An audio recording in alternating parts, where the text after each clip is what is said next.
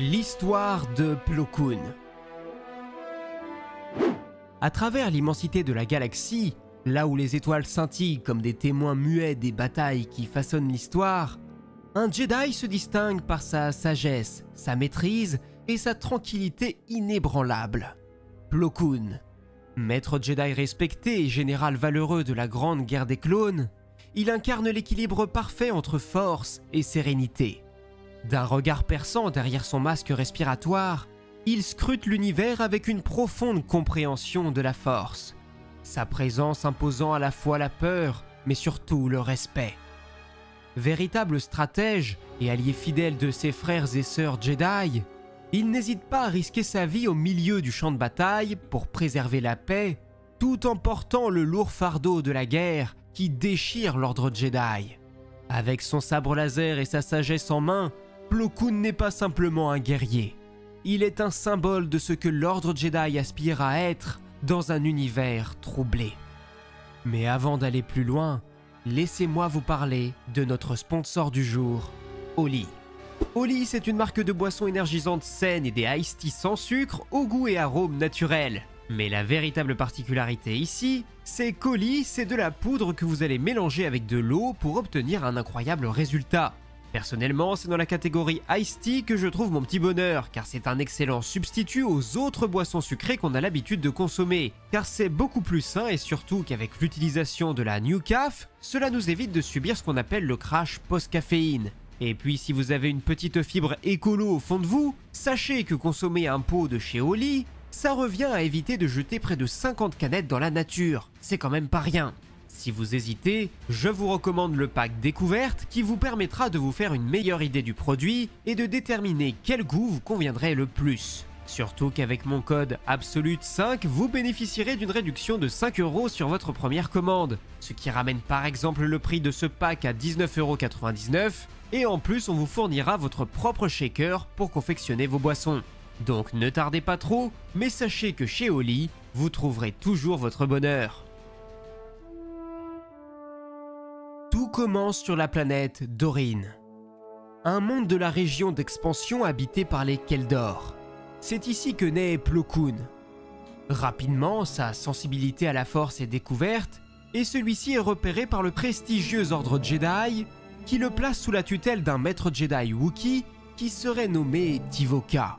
Avec son apprentissage, Plo devient un Jedi respecté et respectable. C'est ainsi qu'il peut passer avec succès les épreuves qui l'amènent à devenir chevalier, puis quelques temps plus tard, le rang de maître Jedi. À une époque indéterminée, celui-ci a fait partie d'un contingent de Jedi chargé de venir en aide à Mace Windu lorsque celui-ci tentait de mettre un terme au règne de terreur d'un seigneur de guerre nommé Guataco. Quelque temps plus tard, autour de l'an -33, et au cours d'une mission qui le conduit sur la planète Chili, le monde natal des Togruta, Plo découvre une jeune enfant sensible à la force qu'il décide de ramener au temple Jedi pour qu'elle soit formée. Cet enfant, c'est Ahsoka Tano. Et au cours de son apprentissage au milieu des autres initiés, celle-ci continue d'entretenir son amitié avec le maître Jedi qu'il avait découverte. C'est d'ailleurs cette même année que Plo Koon fait son entrée au sein du Haut Conseil Jedi, ce qui l'amène à travailler plus étroitement avec certains de ses pairs, comme par exemple Saïs-Etienne. Quelque temps plus tard, Plo se trouve au sein même de la tour du Conseil lorsque leur père, Qui-Gon Jinn, s'est alarmé du fait que le Conseil avait peut-être perdu de vue les petites choses importantes de la vie à force de s'impliquer dans les affaires d'envergure galactique. À cette occasion, l'ordre pensait également à faire fermer les portes de l'un de ses anciens avant-postes sur la planète Gwen. C'est donc l'ensemble du conseil qui se rend sur place afin de procéder à une forme de cérémonie d'adieu. Cependant, une fois à la surface, le conseil fait face à une situation plus complexe qu'il n'y paraît, notamment à cause de la présence de nombreux pirates. Une situation qu'ils finissent par régler, et cette escapade aura eu pour résultat de forger une profonde amitié et surtout un immense respect entre le Keldor et l'Itochi. Plo ayant par exemple salué le fait que Saizé n'ait jamais eu sa langue dans sa poche, et que l'ordre Jedi avait profondément besoin de gens tels que lui, capable de dire les choses, même si celle-ci ne faisait pas plaisir à entendre. Puis intervient la terrible crise de Naboo, au cours de laquelle la Fédération du Commerce vient maintenir un blocus autour de la planète. Mais plus étrange encore, c'est également à ce moment précis que Qui-Gon Jinn leur apprend deux informations particulièrement alarmantes. La première étant que les Sith seraient de retour, s'il en croit le talent et la formation du guerrier qu'il a eu à affronter, et la deuxième est qu'il est persuadé d'avoir mis la main sur l'élu de la prophétie des Jedi, celui qui devrait ramener l'équilibre dans la Force, chose que Plo Koon et ses pairs ont du mal à réaliser. Celui-ci ne s'oppose donc pas au choix de Yoda ou de Mace lorsque ceux-ci décident de refuser à Qui-Gon le droit de former l'enfant, sous prétexte qu'il serait déjà trop âgé. Mais après la disparition tragique du maître Jedi sur Naboo, Plo Koon fait partie de la délégation de la République qui débarque sur les lieux, afin notamment d'assister à ses funérailles, mais également à la cérémonie de la victoire des peuples locaux. Malheureusement, c'est dans les années qui suivent qu'intervient la terrible crise séparatiste. De nombreux mondes évoquent alors l'éventualité de quitter la République afin de s'inscrire dans un nouveau mouvement, et suite à l'implication dans celui-ci du comte Dooku, de nombreuses planètes passent à l'acte.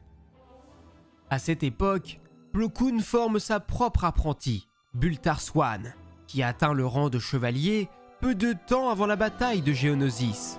Un événement charnière de notre histoire, puisque ce sont plus de 200 Jedi, dont Plo Koon et son ancien élève, qui se rendent sur place afin de secourir leurs compagnons.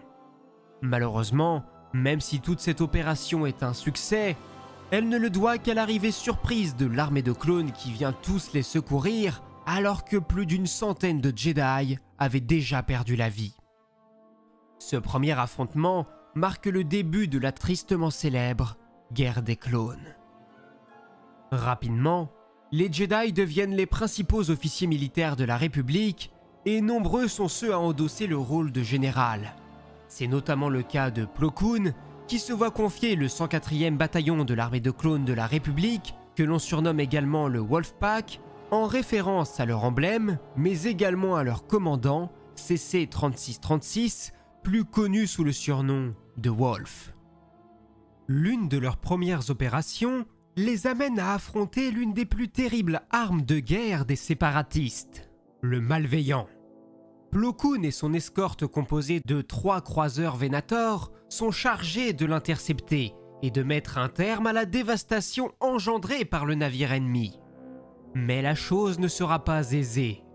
Le Malveillant est réputé pour ne laisser aucune trace de son passage, si bien que le Jedi ignore à quoi il devra faire face.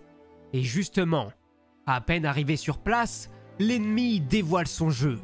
Un immense rayon ionique qui vient mettre un coup d'arrêt instantané à tous les systèmes électroniques de la flotte républicaine, ce qui les empêche à la fois de se défendre, mais également de riposter.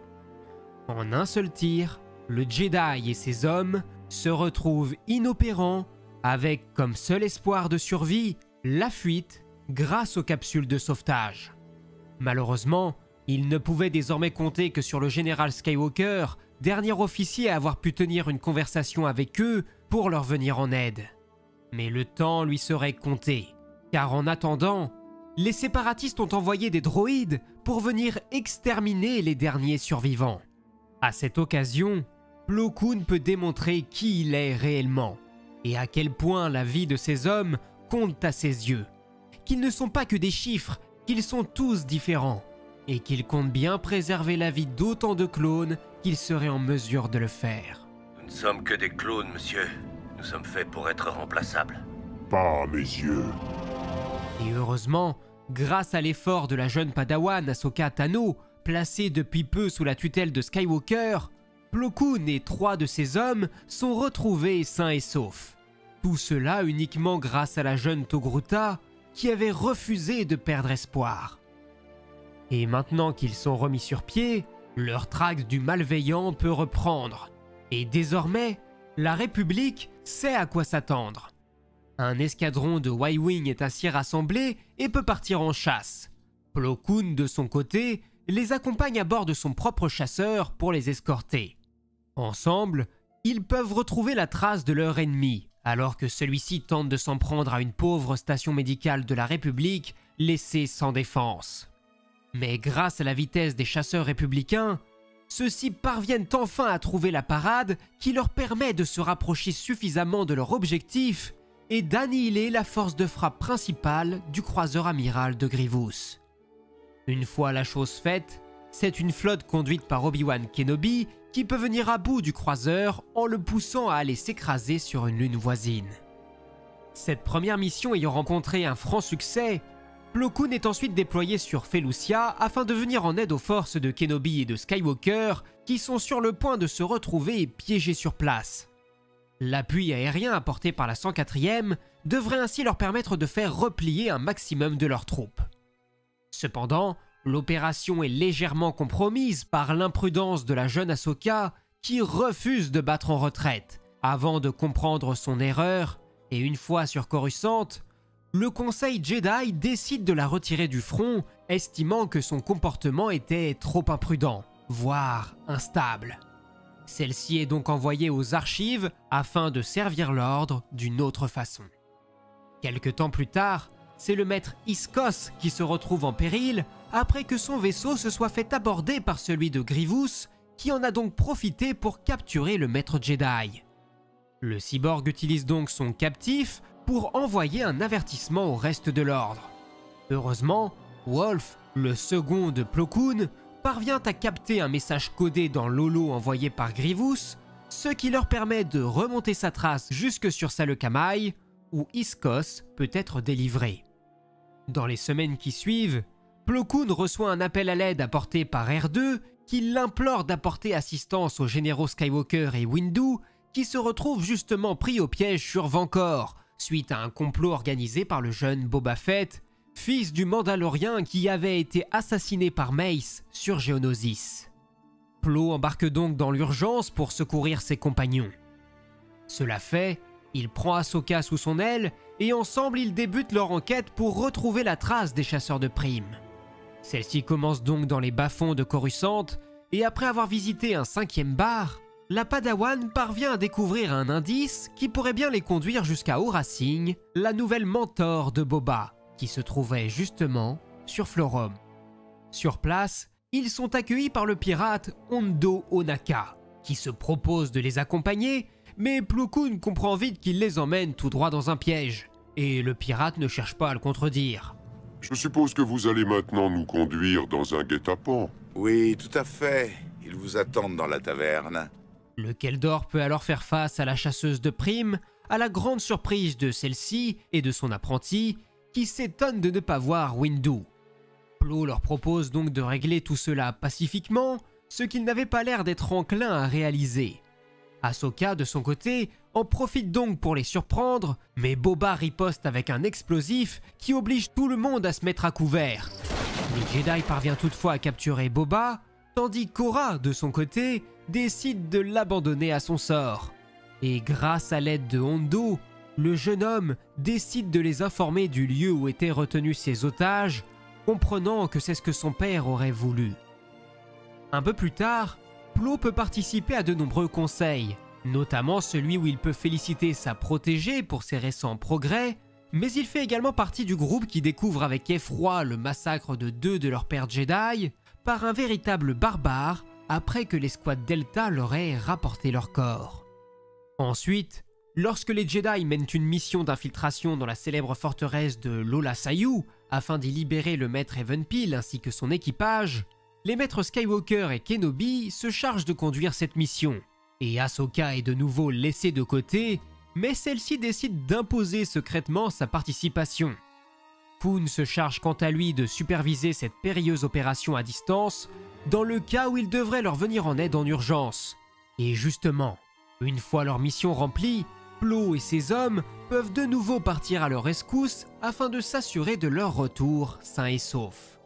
Et une fois en sûreté, Anakin questionne Plo Koon quant à la présence d'Ahsoka pour découvrir si c'était bien le Keldor qui l'avait autorisé à les accompagner. Ce que Plo lui confirme, bien que cela ne soit pas vrai, simplement pour couvrir Ahsoka. Finalement, le groupe peut de nouveau être réuni lorsque la deuxième tentative d'invasion de Felucia est orchestrée. Plo Koon et ses hommes sont encore au cœur de cette mission qui est bouleversée par la disparition inattendue d'Ahsoka qui se fait kidnapper par des chasseurs Trandoshan. Durant tout le laps de temps de son absence, Plo reste persuadée qu'elle parviendra à s'en sortir, tout comme elle-même était persuadée qu'il était toujours en vie malgré l'attaque du malveillant. Il était sûr que son entraînement lui permettrait de retrouver son chemin jusqu'à eux. Et justement, celle-ci était parvenue à s'associer avec d'autres survivants et notamment un Wookiee nommé Chewbacca, ce qui lui avait permis d'appeler des renforts et de retrouver le chemin de la capitale. Plus tard, Plo Koon et ses hommes ont de nouveau été réquisitionnés afin cette fois-ci de venir en aide à la Jedi Adi Gallia qui s'était retrouvée en proie à la flotte du général Grievous. Leur intervention leur permet donc de secourir la Jedi, mais également de croiser la route de deux droïdes, R2-D2 et C3PO. De la même manière, lorsque l'empire esclavagiste de Zidgeria refait surface, Plo Koon conduit une fois encore une flotte chargée de venir en aide aux civils Togruta qui se sont fait capturer, et de nouveau, le Jedi n'hésite pas à foncer en première ligne pour protéger les plus démunis. Alors que la guerre approchait de son terme, de nombreux civils avaient déjà pu souffrir de près ou de loin à cause de celle-ci. C'est donc dans ce contexte qu'une explosion survient au sein du Temple Jedi et vient ôter la vie à plusieurs personnes. Lorsqu'Ahsoka est considérée comme une potentielle coupable, Plo Koon a du mal à y croire. Mais suite à l'intervention de l'amiral Tarkin et la pression que celui-ci exerce sur le Conseil pour accélérer leur prise de décision, le Keldor est forcé de se ranger derrière l'avis de l'ensemble de ses pairs qui voient trop de preuves qui accablent la jeune Togruta. Mais quand même désireux de chercher à prouver son innocence, il participe activement aux recherches que mène Anakin, mais Ahsoka parvient malgré tout à leur filer entre les doigts. Et pire encore, ils sont surpris de la voir collaborer avec Asajj Ventress, une chasseuse de primes certes, mais elle était surtout connue pour avoir été la plus fidèle acolyte du comte Dooku. Cette association inattendue vient renforcer les doutes du Conseil Jedi sur la culpabilité d'Ahsoka. Finalement, lorsque cette dernière est enfin appréhendée et qu'elle accepte d'être présentée devant la chambre de jugement de l'ordre, Plo Koon s'interroge sur les raisons qui ont pu la pousser à s'associer avec une ancienne utilisatrice du côté obscur. Alors que l'heure du jugement public approche dangereusement et que la sentence s'apprête à être prononcée, Anakin Skywalker parvient à retrouver la trace de l'unique coupable de l'attaque subie par le Temple, Barriss Offee, pourtant l'ami d'Ahsoka Tano, et pourtant elle avait tout fait pour lui faire porter le chapeau. Le mystère désormais résolu, Ahsoka se voit autorisée à réintégrer l'ordre Jedi. Malheureusement, la confiance qu'elle avait pu avoir dans le Conseil était désormais brisée.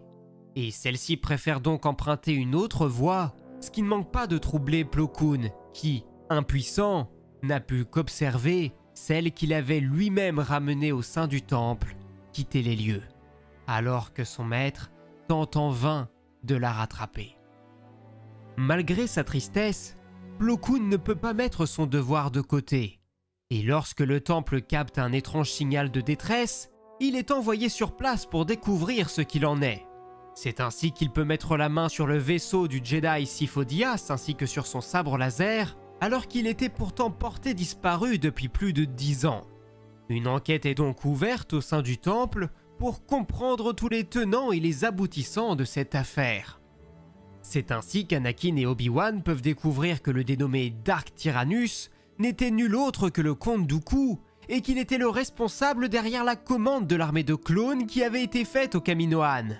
Mais pour que la République et ses sénateurs ne perdent pas confiance en leur armée qui les avait jusqu'ici toujours loyalement servis, le Conseil décide de garder cette information secrète.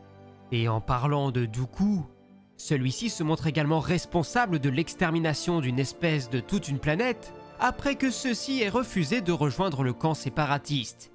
Il se justifie tout de même en expliquant que ce carnage incombe plus aux Jedi qu'à lui, et le Conseil à son tour prétend que Dooku est le seul et unique responsable. Au milieu de cette joute verbale, Plo Koon parvient à prendre du recul et estime que les Jedi ont forcément une part de responsabilité dans tout ça, et qu'ils n'ont peut-être pas encore tout fait pour stopper la guerre. C'est ainsi qu'il est le premier à amener sur la table le sujet de l'assassinat du comte Dooku. Et même si ce projet ne convainc pas tout le monde, à commencer par Obi-Wan ou Yoda, ceux-ci sont forcés d'accepter le vote de leur père qui accepte d'envoyer l'un d'entre eux, à savoir Quinlan Vos, pour mener à bien cette mission. Malheureusement, celle-ci rencontre de nombreux travers et le comte échappe de peu à la tentative du Jedi.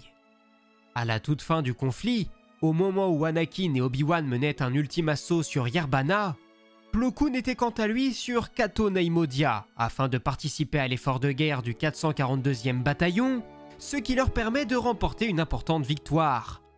Malheureusement, alors qu'il accompagnait un groupe de chasseurs lors de leur patrouille, ses ailiers reçoivent une communication de Coruscant en provenance du bureau du chancelier suprême Palpatine.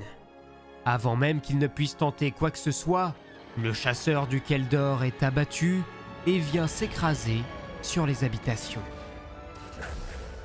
Ainsi se termine la vie de l'un des Jedi les plus importants de l'époque de la guerre des clones. Un valeureux guerrier, constamment au service des plus démunis et toujours prêt à venir en aide à ses plus proches compagnons. Mais c'était aussi un personnage sage avec une présence et un charisme réellement réconfortant pour tous ceux qui avaient la chance de combattre à ses côtés, ou bien de simplement croiser sa route. Chacun de ces soldats était conscient que leur général n'hésiterait pas à risquer sa propre vie pour sauver n'importe lequel d'entre eux. Et c'était aussi un sacré pilote, l'un des meilleurs de l'ordre, l'un des rares à pouvoir rivaliser avec Anakin ou Saïs-Etienne. Malheureusement, c'est bel et bien à bord de son chasseur que le Keldor rencontre son tragique destin. Voilà ce qu'il en est pour l'histoire du célèbre Plo Koon dans l'univers canon. J'espère que cela vous aura plu, et si c'est le cas, je vous invite à laisser un commentaire, notamment pour me proposer des idées d'autres personnages dont vous aimeriez connaître l'histoire complète. Mais vous pouvez aussi simplement vous abonner, laisser un pouce bleu si vous êtes sur YouTube, ou bien un avis si vous m'écoutez en podcast. J'en profite également pour remercier toutes les personnes qui soutiennent la chaîne, en cliquant sur le bouton rejoindre, ou bien sur Tipeee. Et n'oubliez pas non plus d'aller checker le lien dans la description si les produits proposés par Oli vous intéressent. Merci à vous.